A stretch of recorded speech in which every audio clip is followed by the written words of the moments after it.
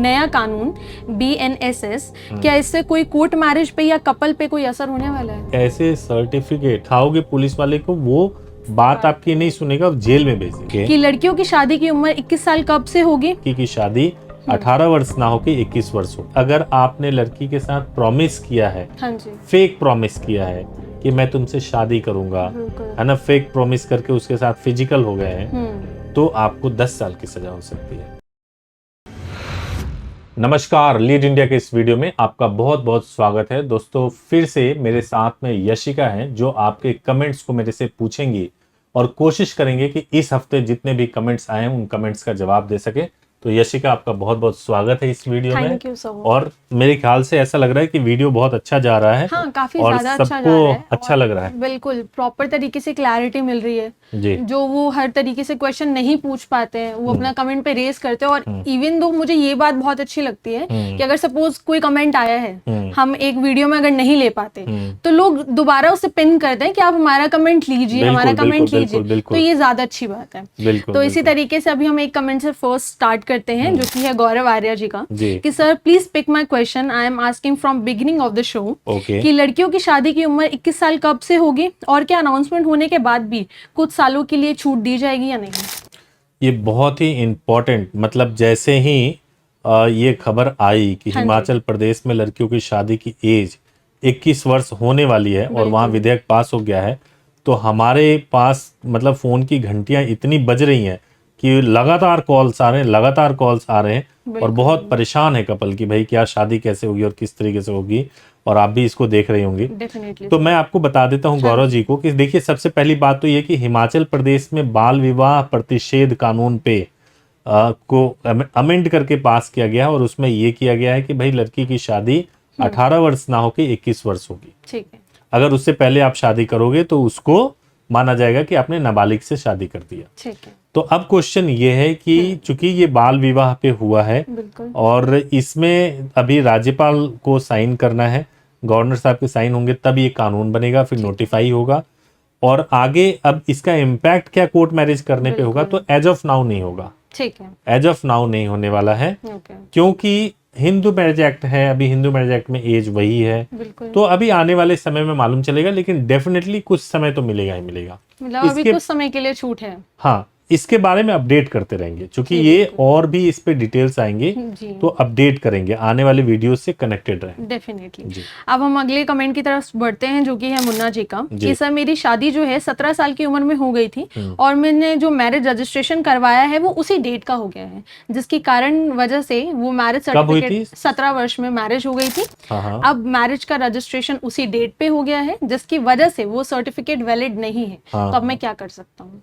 नहीं, तो शादी भी वैलिड नहीं है और मैरिज का सर्टिफिकेट भी वैलिड नहीं है, तो दूसरी शादी करें उसके बाद। अब तो बालिग हो गए होंगे मेरे ख्याल से, तो अब दोबारा शादी करके फिर रजिस्टर्ड करा ले, मतलब पूरा प्रोसेस दोबारा कर ले, क्योंकि क्वेश्चन ये है कि हुई कैसे अंडर एज में हुई कैसे, उसकी तो बिल्कुल वैल्यू नहीं है। मतलब ऐसा होता है ना कि कुछ पेरेंट्स की आपसी सहमति होती है तो वे नाबालिग बच्चों की आपस में शादी करवा देते हैं, तो मे भी उसी तरीके का कुछ सिनेरियो मे भी हो सकता है। बट इसमें यह है कि अगर उन्हीं से जो इनके पार्टनर है अभी, उनसे अगर शादी करना है दोबारा कर लें और उसको फिर रजिस्टर्ड करा ले। ठीक है। अब हम बढ़ते अगले कमेंट की तरफ, जो कि है पंकज जी का, कि सर हम दोनों ने मंदिर में शादी करके मैरिज में एफिडेविट बनवा लिया है, तो क्या इससे काम हो जाएगा? देखो, मैंने बहुत सारे वीडियोस में ये बात बताई है, और इस सवाल को बहुत ध्यान से सुने, इसका जवाब ध्यान से सुने। जब कभी भी मैरिज आप करते हो, रिचुअल्स के हिसाब से आपकी मैरिज हो जाती है। मैरिज होने के दौरान भी एफिडेविट बनवाए जाते हैं। एफिडेविट बनवाए जाते हैं स्टेटमेंट्स के लिए कि मैं अपनी मर्जी से आई हूँ और अपनी मर्जी से शादी कर रही हूँ, बालिग हूँ, हुस्सो आवास में शादी कर रही हूँ, कोई दान दहेज नहीं लिया जा रहा है, ऐसे एफिडेविट बनाए जाते हैं, नोटरी भी कराया जाता है। कई लोग क्या करते हैं कि मैरिज होने के बाद से, जब रिचुअल वाले मैरिज हो जाते हैं, सिंदूर वंदूर डल जाता है, उसके बाद एक नोटरी पेपर, मतलब एक एफिडेविट बनाते हैं, एज ए सर्टिफिकेट पेश कर देते हैं। तो ये ध्यान रखें कपल जो भी कोर्ट मैरिज करना चाहते हैं कि ऐसे सर्टिफिकेट, मतलब ये इतना खतरनाक है कि आप इसको दिखाओगे पुलिस वाले को, वो बात आपकी नहीं सुनेगा, जेल में भेजेगा। तो कभी भी कोर्ट मैरिज अगर आपको करना है या अपनी मर्जी से शादी करनी है, तो मैरिज करा करके मैरिज को प्रॉपर रजिस्टर्ड कराना चाहिए और उसको ऑनलाइन भी चेक करना चाहिए। सब कुछ ऑनलाइन चेक किया जा सकता है। तो अगर हम इसी को जोड़ें एक और कमेंट की तरफ, तो है विपिन कुशवाहा जी का, कि सर मैंने कोर्ट मैरिज की पर मुझे स्टैम्प पेपर दे दिया गया और अब जो है लड़की की फैमिली लड़की को मुझसे दूर ले गई है, तो अब इसमें क्या हो सकता है? कोर्ट मैरिज किया, स्टैम्प पेपर दे दिया, मैरिज वैलिड नहीं है और अब आपकी जो पार्टनर है वो भी आपके साथ में नहीं है। आप पुलिस थाने में जाके क्लेम नहीं कर सकते कि आप मैरिड हो। आप केवल अपने रिचुअल्स का सर्टिफिकेट दिखाओगे तो वो बहुत मान्य नहीं होगी और उसको लेकर के बहुत सारे सवाल उठेंगे। तो अभी तो मेरा सजेशन यही है कि किसी तरीके से फिर से कोशिश करें कि आपकी पार्टनर आपके पास आए और प्रॉपर तरीके से मैरिज करके उसको रजिस्टर्ड करा ले और फिर पुलिस से हेल्प ले। ठीक है। अब हमारे पास एक और कमेंट है जो कि है मेडिकल सर्जिकल का, कि sir ji please make a video on नया कानून BNSS, क्या इससे कोई कोर्ट मैरिज पे या कपल पे कोई असर होने वाला है? BNSS यानी CRPC की जगह पे BNSS आया है। इसका मतलब ये हो गया कि एक क्रिमिनल प्रोसीजर इसके अंदर बताया गया है। अगर किसी भी व्यक्ति को कोर्ट मैरिज या मैरिज करना है तो उसमें इस पे मतलब कोर्ट मैरिज के ऊपर कोई असर नहीं है, कपल पे कोई असर नहीं है। हाँ, BNS के अंदर एक सेक्शन 69 है, उसका जरूर असर है। किस तरीके से? उसका असर ऐसे है कि अगर आपने लड़की के साथ प्रॉमिस किया है, हाँ जी, फेक प्रॉमिस किया है कि मैं तुमसे शादी करूंगा, है ना, फेक प्रॉमिस करके उसके साथ फिजिकल हो गए हैं, तो आपको 10 साल की सजा हो सकती है। अगर आपने लड़की को बोला है कि मेरा नाम कुछ और है, मतलब अब मैं किसी और धर्म का हूं, लेकिन उससे अपनी आइडेंटिटी छिपा रहे हैं, अपने धर्म की आइडेंटिटी छिपा रहे हैं और फिर शादी कर लेंगे तो सजा हो जाएगी 10 साल की।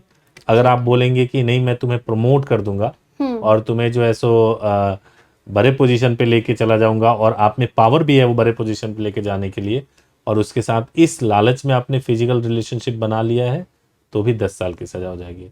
तो इसलिए फेक प्रॉमिस करना या ब्रेकअप करना मुश्किल है। तो ऐसी आपने एक वीडियो बनाई थी कि what to do if boyfriend cheats on you. तो इसी तरीके से हमारे पास एक कमेंट आया था ट्रू मोटिवेटर का, कि सर आपने एक वीडियो बनाया, उसमें सेम कंडीशन आप लड़की के बारे में भी बनाई है कि बहुत ज्यादा परेशान है, लड़कियां भी इस तरीके से गलत फायदे उठाती हैं। देखिए ठीक है, अब ये कैसे लड़कों को लगता है लड़कियां भी गलत फायदे उठाती हैं? अब लड़कियां गलत फायदे ऐसे उठाती हैं या उनको लगता है, पहली बात यह है कि जब कभी भी रिलेशनशिप बनता है लड़के और लड़की के बीच में, तो अगर मान लीजिए फिजिकल हो गए हैं, तो फिजिकल होने के बाद से लड़की की चॉइस है ना कि वो कभी भी आपको छोड़ सकती है। लड़के को एक्सप्लॉइटेशन तब फील होता है जब लड़की उसको छोड़ देती है, तो उसको लगता है अरे मैंने तो बहुत पैसे खर्च किए थे, मैंने तो बहुत टाइम दिया था, मैं तो मेरे साथ तो इसने बहुत बार फिजिकल हुए थे। तो आप भी तो उसके साथ फिजिकल हुए थे ना, पैसे आप अपनी मर्जी से खर्च कर रहे थे, आप सब कुछ अपनी मर्जी से कर रहे थे, तो लड़की ने कुछ आपके साथ एक्सप्लॉइट नहीं किया। लड़की के साथ एक्सप्लॉइटेशन ऐसे हो जाता है कि आप उसके साथ फिजिकल हो रहे थे, हाँ जी, उसके इमोशंस के साथ आप जो है चल रहे थे। तो लॉ यही कहता है, जेंडर बायस्ड है थोड़ा, मैं सहमत हूं कि लड़कों के साथ में भी इमोशन हर्ट हो जाता होगा, पूरी तरह मैं सहमत हूं, लेकिन लॉ जो है फेवर करता है लड़कियों को। आप कमेंट्स करें, मैं दर्शकों को बोलूंगा कि आप इससे सहमत है या नहीं सहमत है, बताइए आप कि ये जेंडर बायस्ड होना चाहिए या नहीं होना चाहिए। नहीं होना चाहिए। अब हमारे पास एक कमेंट है जो कि है UP 44 का, कि सर मैंने आर्य समाज से शादी कर लिया था, शादी करने के बाद एक लेडी वकील ने पैसे खा लिए और हमारी आगे का प्रोसेस यानी कि मैरिज का प्रोसेस आगे नहीं करवाया, तो अब उसमें मैं क्या करूं? अब देखिए, अब मैं तो लेडी वकील ने कैसे किया क्या किया मैं बता नहीं सकता, क्योंकि मुझे पूरा सीन भी नहीं मालूम है, लेकिन मैं आपको ये बता सकता हूँ कि होता क्यों है ऐसा। डेफिनेटली आपको कोर्ट मैरिज करना है, हाँ जी, आपने कुछ नहीं सोचा समझा, घर से भाग गए, ये तो बिल्कुल गलत है ना, ये तो आप गड्ढे में खुद जा रहे हो। आपको पहले प्रॉपर पता करना चाहिए कि कोर्ट मैरिज करना कहाँ है, कैसे करना है, प्रॉपर बुकिंग कराएं, उसके बाद जाए हमारे पास करना, हमारे हेल्पलाइन नंबर पे कॉल करें, 8800444555 पे कॉल करें, कॉल करके बात करें, बुकिंग कराएं, उसके बाद आए। मैं आपको 2 एग्जाम्पल देना चाहता हूँ। अभी रिसेंटली में एक कपल ने मुझे फोन किया और उनके पीछे पुलिस लगी हुई थी जी, और उन्होंने फोन किया, उन्होंने, और पड़ोसी थे दोनों, घर से भाग गए अचानक, उनके पास पैसे नहीं थे, उनके पास 5-7 हज़ार था जिसमें उनको था। तो मैंने मूड बनाया, मैंने सोचा कि चलो कोई बात नहीं।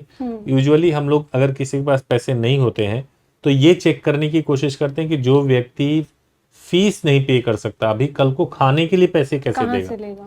फिर वो अपनी लाइफ को कैसे चलाएगा। Definitely. तो ऐसा ना हो कि शादी करा के हम एक अलग मुसीबत में उनको डाल दें। बिल्कुल। तो इसलिए हम ये जरूर कहते हैं कि यहाँ आप कोई जो है उधार बाकी करके शादी नहीं कर सकते, क्योंकि अगर आप एक बेसिक चीज के लिए भी अगर आपको पैसे आपके नहीं पास है, पैसे नहीं है तो आप जिंदगी नहीं चला सकते। सर्वाइव नहीं कर पाएंगे। अब उनके साथ सिनेरियो ये था कि भाई पुलिस पीछे पड़ी हुई थी, पुलिस मुझे भी फोन कर रही थी क्योंकि वो नंबर ट्रैक किया था, मेरा नंबर आया था, बिल्कुल। पुलिस पूछ रही थी। खैर मैंने कपल को गाइड किया कि भाई आप जो है सेफ हो जाओ, पुलिस आपको ढूंढ रही है। लेकिन एट द एंड उनको वापस ही जाना पड़ा। बिल्कुल। अब उस लड़की के लिए कितनी मुसीबत थी। आप भाग के भी आपने क्या किया, निकल के कुछ भी भी क्या नहीं किया। तो इसलिए प्लानिंग करके करें ना। ये मूवी नहीं है कि आपको हीरो की तरह एक्ट करना है, डेफिनेटली। ये जिंदगी है। आप समझदार इंसान की तरह एक्शन लीजिए। जाहिर सी बात है। जी। अब इसी से जुड़ा हमारे पास कमेंट है जो कि आनंद जी का, कि सर आपके पास कोर्ट मैरिज करने के लिए कितने दिन पहले बुकिंग कराना पड़ेगा? 1 साल की वैलिडिटी होती है, आप कभी भी कराएं, जितना अर्लीस्ट कराएंगे उतना बेहतर रहेगा। कुछ कमेंट्स मैंने वैसे भी देखे थे कि हम सडन घर से निकल जाएं बिना बुकिंग के, या सडन आ जाए मैरिज करने के लिए, तो क्या उस सिचुएशन में आप हमारी मैरिज करवा देंगे? मुझे एक चीज बताइए कि हम लोग बुकिंग के लिए 1000 रुपीज लेते हैं, बिल्कुल। बुकिंग के बाद से डॉक्यूमेंटेशन प्रोसेस में हम खुद 3000 लगाते हैं। हाँ जी। 4000 मतलब आप 1000 देते हो तो 3000 हम लगा के आपका काम करके पहले से रखते हैं। करवाते हैं, बिल्कुल। आप शादी करने जा रहे हो, 1000 रुपए की बुकिंग करके रिस्क नहीं ले सकते क्या? इतना भी रिस्क नहीं ले सकते। और जब ये भी नहीं कर सकते, ठीक है, तो भाई प्लान कर लो ना। अगर मान लो आज ही बुकिंग करा लिया और 6 महीने बाद शादी करनी है, वैलिड 1 साल तक है, क्या बिगड़ रहा है आपका उसमें? बिल्कुल। 1 साल के बीच में तो हो ही जाएगी ना। हाँ जी। और अनप्लान्ड वे में घर से निकल गए, जो अभी मैं बता रहा था, हाँ जी। अचानक आ गए। अगर आप अचानक किसी मजबूरी में आ जाओगे तो पूरी हेल्प करते हैं, बिल्कुल। 100% हेल्प करते हैं, लेकिन ये तरीका नहीं है। आपको तरीके से आना चाहिए। ठीक। हमारे पास एक कमेंट और है जो कि है मनीष कुमार जी का, कि अगर कोर्ट मैरिज करने के बाद लड़की के घर वाले रेप केस लगा दें तो क्या कोर्ट मैरिज कैंसिल हो जाती है?